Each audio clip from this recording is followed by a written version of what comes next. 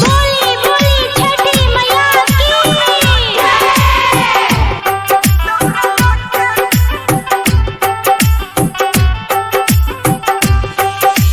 कंचन इब्राहिमपुर।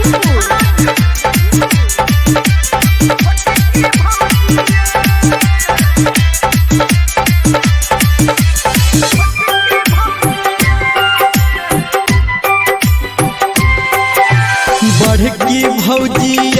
ये सुनो छोटकी भौजी बड़की भौजी ये सुनो छोटकी भौजी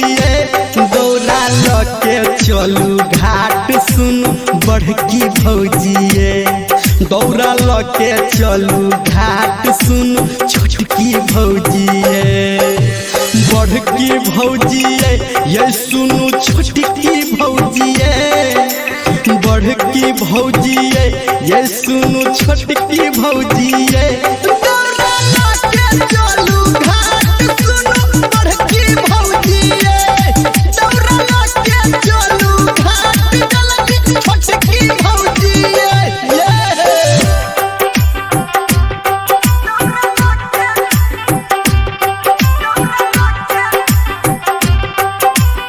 माँ गायत्री रिकॉर्डिंग स्टूडियो।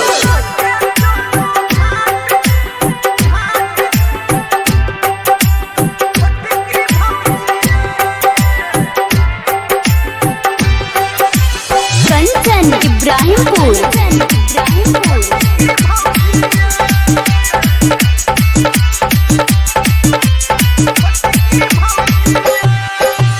गहम के काकी बुच्ची जाय के संगे जाइत देखलिए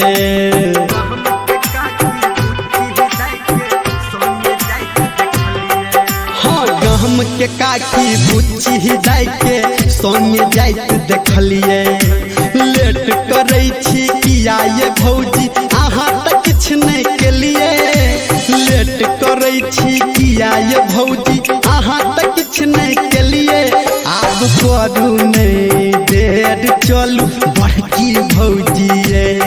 अब करू नहीं देर चलू छोटकी भौजी बड़की भौजी ये सुनो छोटकी भौजी बड़की भौजी ये सुनो छोटकी भौजी दौड़ा लके चलू घाट सुनो बड़की भौजी दौड़ा लके चलू घाट चलती छोटकी भौजी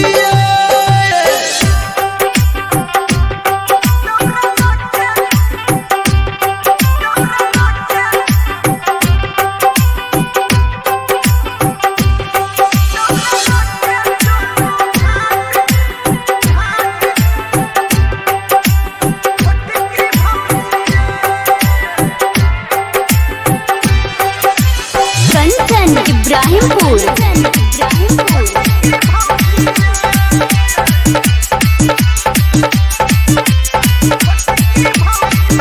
घाट पे भीड़ अखने से ये लागी गेलै ढेरी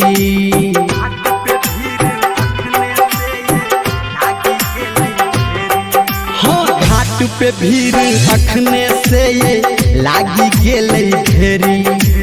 गहना गुड़िया आहा भौजी पहिरून एक पसेरी गहना गुड़िया आहा भौजी पहिरून एक पसेरी भेल धर्मेंद्र तैयार चलू बड़की भौजी संजय गौतम भेल तैयार चलू छोटकी भौजी बड़की भौजी ये सुनो छोटकी भौजी बड़की भौजी ये सुनो छोटकी भौजी